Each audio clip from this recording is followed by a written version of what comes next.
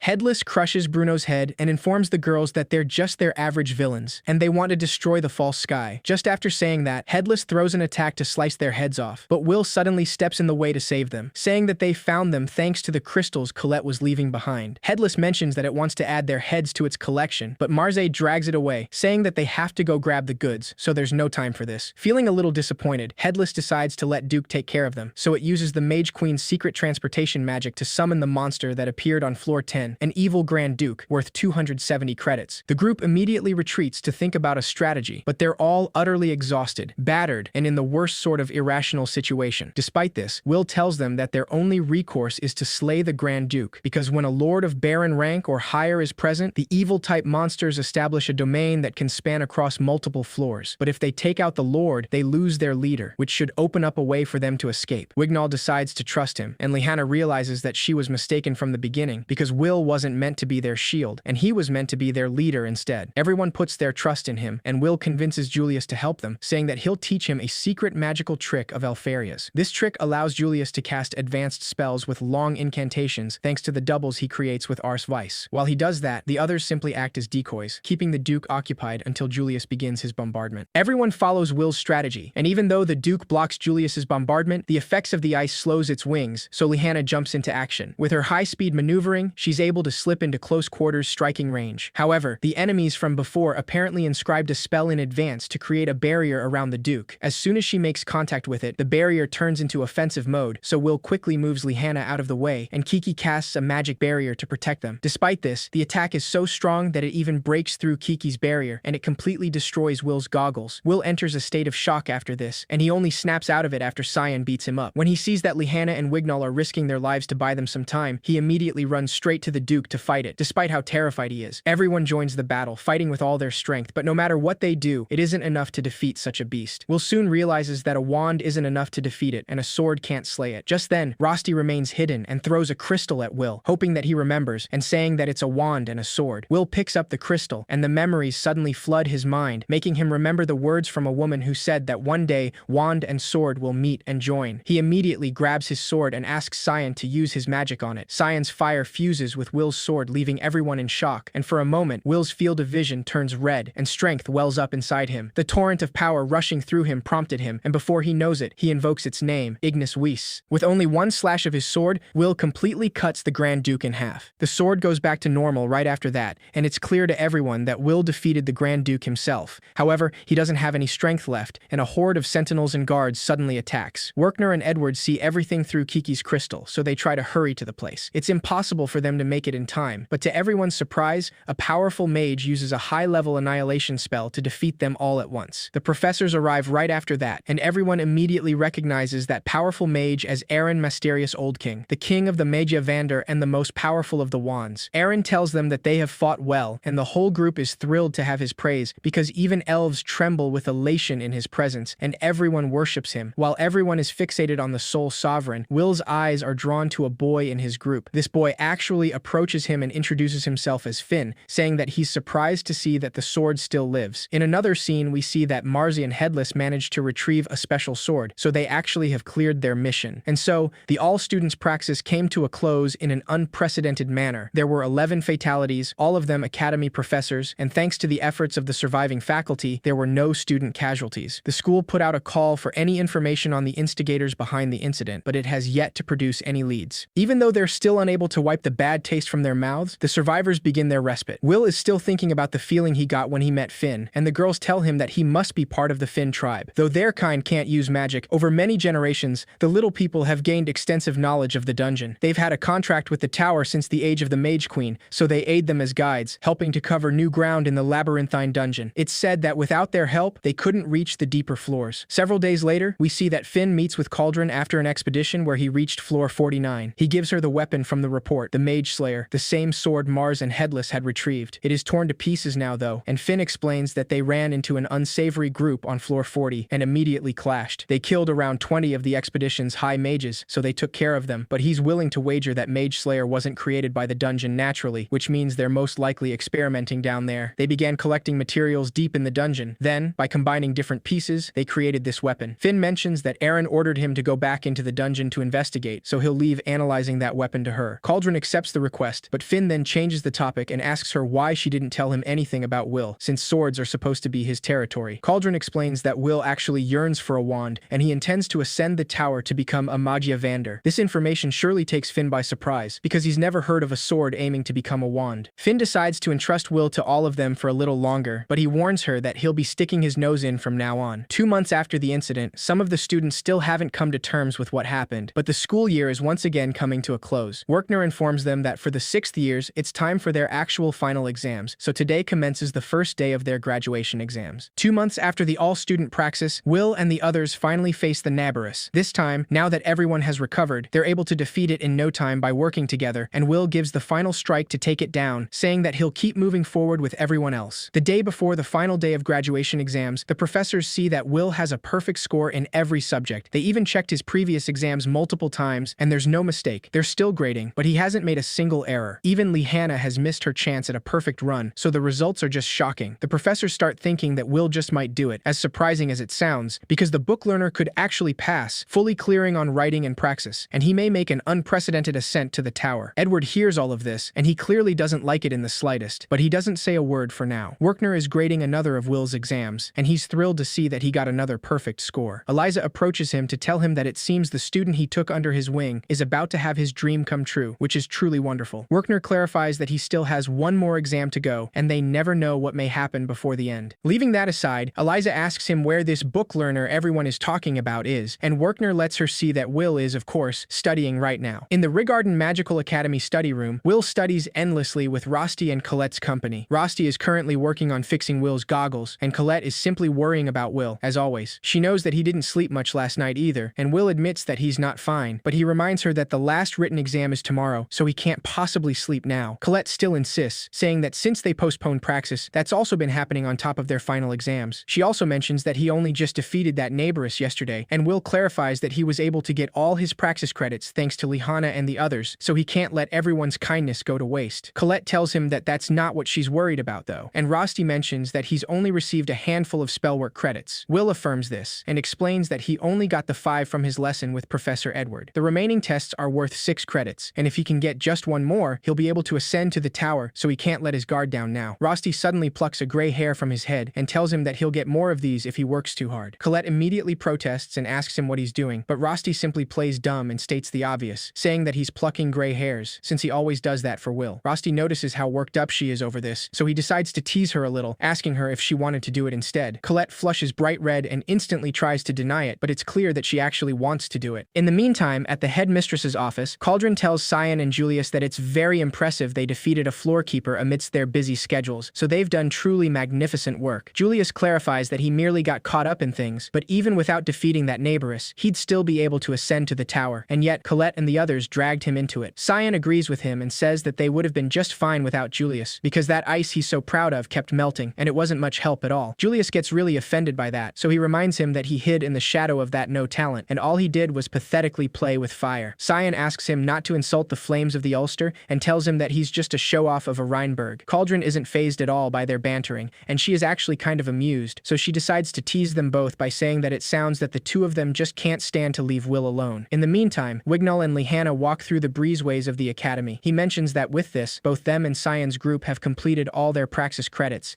Lihanna agrees and explains that when they have the proven ability to defeat a floorkeeper, they can show off just a bit to the tower. Wignall admits that all of that felt a little anticlimactic after defeating a Grand Duke. That comment makes her chuckle, so Wignall tells her that she's changed, because she's now a touch softer than she was before. Lyanna doesn't deny it, but she tells him that he looks as if his sharp edges have melted away. After all, in the past, he always wore an unruffled smile, yet the truth is that he was feeling the most pressure of all. Wignall agrees and says that he's sure he has Will to thank, because he learned it's all right to fail as many times as it takes, and that's what he taught him through that adventure. Lyanna tells him that she learned things too, because she discovered that her sense of inferiority and her cowardly heart can be transformed into that magic called courage. She wonders what Will is doing right now, and Wignall tells her that he's obviously studying, because this is the final push, and Will is a hard enough worker that even an elf recognizes his efforts. That night, despite how late it is, Colette knows that Will is still studying, so she decides to bring him a late-night snack. When she enters the study room, though, she notices that Will has fallen asleep on the desk. Colette leaves the snacks aside and quietly approaches him to cover him with his cloak. She then tries to talk to him, but when he doesn't respond, she truly confirms that he's deeply asleep. Without thinking, Colette slowly leans closer to him, but before she can try anything weird, Rosti lets her know that he's also there, and he asks her what she's doing. She immediately screams in panic, but even after that, Will is still peacefully sleeping. Colette quickly tells him that she was worried about Will, so she was just putting a cloak over him. Rosti simply smiles and tells her that it looked to him as if she was going to kiss him, so he apologizes for getting the wrong idea. Colette can sense his obvious sarcasm, so she tells him that it's true that she's worried about Will, because he's all worn out, but he still pushes himself so hard. He's constantly battered and bruised, and that actually makes her hate the Magia Vander. After all, because of the spell Albus Vina cast, Will is always chasing after her, yet she doesn't do a thing, and she's merely waiting in the tower. Rosti actually agrees with Colette this time, and he admits that he feels the same way. In a change of scene, we see Elfaria walking in the tower with an unusual, serious expression. Sarissa asks her if something's wrong, but she simply denies it. However, that's when Eleanor approaches her, calling her idleness incarnate, and saying that for a recluse like her to come out is unprecedented, so it might even rain spears of hail tomorrow. Elfaria calmly faces her and asks her if it was really that distressing to lose to her in the magic competition. Eleanor quickly clarifies that that's only because it was restricted to ice magic, but if she'd been allowed to use other magic, she would have crushed her for sure. Just then, their conversation gets interrupted when Zio shows up and asks them to get out of the way, because they're on his walking path. This time, both Elfaria and Eleanor come together to reject him, calling him barbarian and saying that he's the one who should leave. Zio just walks past them and asks them to look in the mirror, calling them brazen harridans. Elfaria asks both him and Eleanor what they're doing here, but Zio clarifies that it's the same story for them. He explains that he has to get ready for that annoying ritual of Terminalia because the barrier is about to disappear since it's the end of the year. The next day, it's finally time for the History of Magic final exam, and to everyone's surprise, Professor Edward is in charge of the last day. A lot of students feel discouraged just by this, because having that snake's tests for 3 periods is the worst, and it makes them feel like they might not make it to the tower. Edward finally enters the classroom to silence them, and he informs them that they will now begin their final exam. Before that, he warns everyone that he will only be putting to them a single question, and everyone who can answer said question will be rewarded all 6 credits. This obviously surprises all the students, and while Edward hands out the exam papers, he warns them that he will not be taking any questions, so they must show him what they have cultivated in their 6 years at the academy. The exam finally begins, and the single question for everyone is a simple-looking question: what is magic? With their own magical affinity as the foundation, they must explain using the following terms: tele, connection, manifestation. Lyanna soon realizes that this is about describing the activation of and prerequisites for magic. It's a process that they usually conduct unconsciously, and Edward is asking them to explain that sensation by putting it into words. Wignall knows that if they're a mage or an elf, they'll be able to produce an answer, but no one else could. Because of that, they all soon realize that this question alone was directed at Will, so he would fail the exam. There's nothing they can do about it, though, and Will already knows that he can't possibly answer this. His knowledge is pointless, despite how hard he studied, because this isn't in any textbook, and it cannot be taught. Their sense for it and their talent is everything, and since he can't use magic at all, he has no business answering this. Will knows that he can't solve this himself, so he wonders if this means it's over, and if he won't reach the tower. He starts spiraling when he remembers his promise to Elfaria, wondering what'll happen to that. Elfaria's memory fills him with determination, so Will decides to write down what magic is to him. To Will, magic is aspiration, a miracle he can't grasp no matter how far he stretches, and it's beautiful but cruel at the same time. Magic is what lies at the end of all their hard work, and if they refuse to ever give up, he believes there's a power that can surpass even magic. Soon after the exams come to an end, Werkner confronts Edward about his exam, asking him what that question was. He's clearly not happy at all, but Edward tells him that he merely asked their tower hopefuls about the most important foundation for a mage. Roughly 40% of the students got it wrong, and he thinks that's exasperatingly deplorable. Werkner grabs him by the collar of his shirt and clarifies that that's not what he's asking him, because he knows for a fact that that question was directed at one specific student, and he doesn't understand how he can do something so wrong as a teacher. Edward suddenly pushes him away and tells him that he's the one in the wrong, because he can't let someone who can't use magic into the tower, knowing that he couldn't possibly do anything in the wand graveyard. Edward reminds him that this isn't a joke, and in their world of magic, a sword can't become a wand. He clarifies that nipping a dream that can never come true is the greatest kindness he can show him. Werkner feels frustrated, but he knows that he can't do anything at this point, because Will's name is already on the list of failed students. Will earned 7,199 credits total, so with only one missing credit, he got disqualified from the tower. That night, Will sits alone outside, and Rosti approaches him to inform him that he's finished repairing his goggles. He soon notices how defeated he looks, and Will tells him that Professor Edward is really mean, because there's no way someone like him could answer that question. Will can't help but get his frustrations out, so he starts crying as he apologizes to Elfaria because he couldn't keep his promise. Rosti is the only one there for him right now, and he knows that nothing he says will reach Will, but he decides to comfort him and lets him know that he's always here with him. Meanwhile, Colette, Lehanna, and Wignall are still looking for Will, but they can't find him anywhere. Wignall mentions that he isn't in his dorm, so he's likely left the academy grounds. Julius suddenly approaches them, saying that a student who can't ascend the tower and disappears from campus heartbroken is a common occurrence this time of year. He clarifies that being forced to look for a no-talent is a major nuisance, since he's just a disgrace of a man who's up and run off. Wignall raises his wand at him without a doubt, and immediately asks him to take that back, saying that he can't insult the friend of an elf. Julius isn't intimidated at all, and he mentions that he's been corrupted by Will, apparently. He suddenly swats Wignall's wand away, and reminds him that in this academy and in this world, magic is everything, so no matter how capable he may be in the dungeon, a sword doesn't belong here. Cyan admits that Will really infuriates him, and he'd planned to defeat him himself, but the opportunity for that has passed, and he just can't stand it. Werkner approaches the group to see what's going on, and Colette lets him know that they were searching for Will, but they can't find him anywhere. Knowing this, Werkner tells them that he'll look for Will, so they should just go, because it's the last night of the year, Terminalia, and they should go and enjoy themselves. Soon enough, Urbis Regarden starts celebrating the annual greatest of festivals and greatest of rituals. This year, the announcer is Clary Sarah, who introduces herself as a Tower High Mage, saying that she's 26 years old and single. She also mentions that she's working today even though it's the end of the year, so she feels like she wants to cry when she sees all the families having fun in the festival. After all, even if she invites her peers out, they always end up telling her their students are more important. Clary just lightly laughs about it, but she suddenly yells and clarifies that she's talking to both Werkner and Edward. She complains in the middle of the transmission and reminds them that they were always together when they were students. When she finally stops complaining, Clary apologizes for losing her composure and mentions that before any more of her silliness is broadcast to the whole world, she'll bring them the magnificent sight laid out before her. She explains that tonight is Terminalia,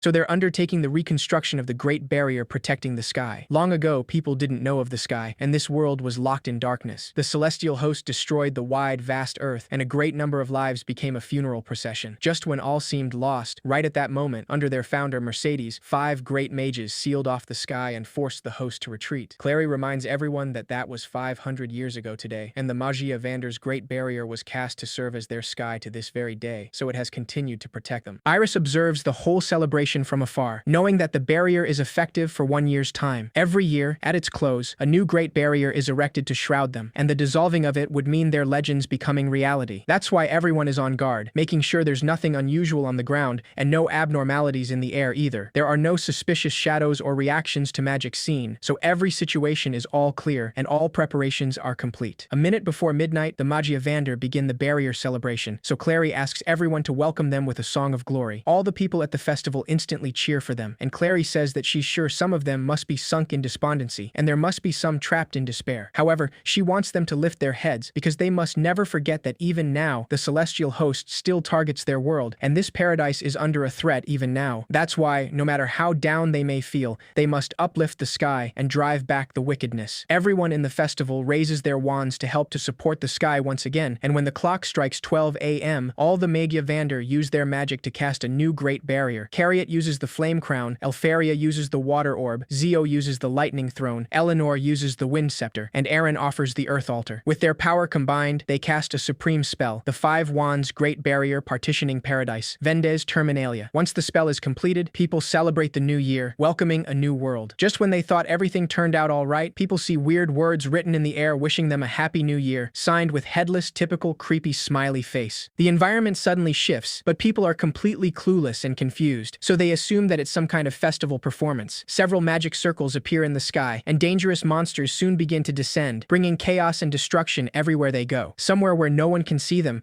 Marzi tells Headless that by activating the Great Barrier, the Magia Vander used up all their magic, so they're out of commission for a while. With that, while chaos reigns, Headless decides that it's time to let the party from hell begin. Will sees the magic circles in the sky and notices that they're magic circles for gates like they saw on floor 11. The monsters that come out of the gates soon destroy everything near them, and innocent people in the festival fall victim under that destruction. Some mages from the Fire faction warn them that these monsters are Dinoboroses, monsters from deep in the dungeon. Clary immediately flies to the place to communicate with Raj Holland from the Fire faction. She lets him know that she'll cast some barriers, so they must incant on the double. Raj tells her that they're counting on her, and then orders his faction to prepare to counterattack. Without wasting any time, Clary summons Caridos Guardianus, sending several guardians into the sky to try and counter the Dinoboroses. The Fire faction begin incantations, and Raj orders them to leave the front line to Clary's guardians. All of them cast a powerful spell called Fried Rachel, combining their magic to create a giant fire blast. Meanwhile, Lihana, Cyan, and Wignall observe everything from afar as they keep some kids safe. Wignall is clearly shocked by Clary's power, since he doesn't even understand how there can be so many guardians. Cyan is also surprised by the Fire faction's might, because they have crushed this surprise attack in an instant. Lihana tells them that this is just the real power of the high mages of the tower, so it was to be expected. After that attack, Raj orders his faction to investigate the origin of the magic circles, because someone was behind setting these monsters loose, and they must capture them without fail. Just when they thought it was over, the smoke disperses, letting them see that the Dinoboroses are alive and completely unharmed. Raj can't believe that they survived that simultaneous attack, but he wastes no time and casts an even more powerful fire blast. He really thinks that will be enough to reduce it to cinders, but the monster comes out of the flames, entirely intact. Raj then casts a spell called Eltorius Gardelshing, but the fire doesn't let him see what's going on. On the other hand, Clary, who is watching everything from the sky, tries to warn him and asks him to run immediately. Before he can react, the monster suddenly jumps at him and cuts his body in half with its sword. Everyone stands in shock for a moment, and Clary soon realizes that magic doesn't work on this thing because it's nullifying it. To make things worse, not even her guardians stand a change against the Dinoboroses' brutal strength. Before she knows it, one of the Dinoboroses suddenly appears right in front of her to attack, but Clary dodges it in time, and that's when she notices the sword it has, a Mage Slayer. Meanwhile, at the Rigarden Magical Academy, some mages inform Cauldron about the situation. They tell her that they can't stop the monster invasion, and tower guards are headed into the city, but they're already half wiped out, and there are also civilian casualties. While they panic, Cauldron calmly assesses the situation, now realizing that the Mage Slayer Finn and the others brought back is probably a weapon that has been mass-produced and deployed directly into battle. Given that the enemy is using gates, this could be the same culprit who appeared during the all-student praxis. Still, this could not have been carried out by a lone perpetrator because it's far too systematic to time the attack right at the conclusion of Terminalia. One of the mages interrupts her thoughts and tells her that the academy should send forces into town, but Cauldron immediately refuses. She soon realizes that, just as she thought, the horde in the capital is a diversion, so she wastes no time and orders them to defend the tower at once. In the meantime, the Magia Vander in the tower soon find out that they are the enemy's true objective. After casting the Great Barrier, Elfaria's magic is largely depleted, the same as the rest of them. Eleanor mentions that Terminalia is the only day of the year when all of the Magia Vander are weakened, and she doesn't know where these monsters have come from, but that must be why they're here. Logwell, an aide-de-camp from the Fire faction, tells Cariot that it would be prudent to serve as reinforcements, because as things stand, innocent civilians will be sacrificed. Aaron cuts him off and asks him to be silent, asking him if he wants his windpipe gouged out like his eyes were. He harshly tells Logwell that he's a disgrace to them, so he must do nothing he is not asked to do. Zio asks him if they're supposed to watch from afar and pass judgment in that case. To everyone's surprise, Aaron clarifies that they'll do just that, and he forbids the Magia Vander from leaving the tower. After all, if a wand falls and the Great Barrier is lost, the celestial host will invade, and then it won't just be Rigarden, but all the world rendered ash and dust. That is the one thing that must not come to pass, so they are not leaving the tower. Meanwhile, Marzi complains and tells Headless that the Magia Vander aren't coming out, even after all the bait they set out for them. He wishes they would just saunter on out here, so they could finally take them down. Headless tells him that they must enjoy what they have for now, because it's a magnificent spectacle. As the chaos progresses, Iris is horrified when she sees the people of of the capital, who have the talent capable of confronting the sky, being torn into pieces. Just as she's thinking that they can't let something like this happen, the cry of a little girl catches her attention. She sees a little girl trying to help her mother out of some heavy debris, while a monster quickly approaches them. Without thinking, Iris casts a spell and attacks the monster, but to her surprise, her magic is redirected to its Mage Slayer sword. Iris panics, not wanting to see innocent people getting killed by her own magic in front of her eyes. She can't possibly reach the monster in time, but just as the Dinoborosis is about to attack, its entire arm is suddenly cut off by Will's sword. Will is still wondering why this world is so unkind and so cruel to swords. He's had those thoughts before, and he'd be lying if he said he didn't resent it, and yet he has never wished for anything like this to happen. That's why he decides to use his strength to protect the innocent, and he forces himself to wield his sword without fear. After all, the more scared he is, the more people will die. Will repeats that in his head as he runs to fight the Dinoborosis with determination. Rosti chases after him and asks him to go for the ones with weapons, since they have Mage Slayer swords. One of the Dinoborosis suddenly approaches him, but Rosti reacts in time, casting Cristo Wreath to easily take it down. He then informs Will that the mages can handle the ones that aren't carrying swords, so he must focus on the others. Will follows his instructions and runs directly towards a Dinoborosis that's wielding a Mage Slayer sword. They immediately clash swords, and despite the Dinoborosis' monstrous strength, Will manages to slice the Mage Slayer and the entire monster in half with a single strike. Iris stares at him in shock, realizing that if he's here, then he can defeat the Mage Slayers, but he can't possibly take them all by himself. Aaron suddenly communicates with her and informs her that he hereby grants her his authority, so she must call the dwarves to action and put a stop to this savagery. Without wasting any time, Iris follows his orders, and she informs everyone that on behalf of the great mysterious Noah, she, a Watcher, will command them. She gives the order called Gordvir, announcing that the ban on combat by dwarves is hereby lifted, so the mages must coordinate with dwarves and eliminate all monsters. The official order is heard all over the city, so Werkner immediately runs to find the dwarves and asks them to lend them their strength. Donan just complains about mages because they're putting them to work right after the start of the new year. Gina asks him to stop complaining and go, and she tells everyone in her tavern that they're going to go save Will and the others. While the dwarves are on their way, Edward casts Dax Darbicans against the Dinoboroses that are not wielding a sword, easily taking them down. He then asks the other mages to leave the armed monsters to the dwarves and to target all other attackers. Edward warns the students that they're putting them to work as well, since they're short-handed, so he doesn't care if they're a burden to the rest of them. They must become a wand that protects the people. The students are still hesitant, of course, because these monsters can take down high mages, so they don't even know what they're supposed to do. While they stand there in fear, Lihana is surrounded by 3 Dinoboroses, but she attacks without hesitation, using a powerful enchantment. The students observing her are shocked by her strength, but Lihana sees how powerful these monsters truly are, because even using enchantments, she couldn't take it down in one blow. Despite this, she continues attacking, and after analyzing one of the monsters that's wielding a Mage Slayer, she understands that any magic that comes within a certain distance of that weapon gets dispelled. She doesn't know if it's nullifying her magic or absorbing her magical energy, but either way, she knows that it's lethal for mages. With this in mind, Lihana opts for a different strategy and asks Colette for help, explaining the situation. Wignall also tries to help, but even his illusion magic gets negated when it comes near that sword. Julius says that they can't hold out here until the dwarves arrive, so once Lihana and the rest of their vanguard is exhausted, they'll be done for as well, so running is their only option. Sion disagrees and tells him that when the enemy disperses their magic, it slows them down for just a moment. In which case, they must fire off magic at random to pin them down. Wignall and Julius follow Sion and decide to do as he said, firing off magic without a rest against the Dinoboroses. They increase the intensity even more when they see that it's working, because if they keep this up, then the other monsters are forced to act as shields.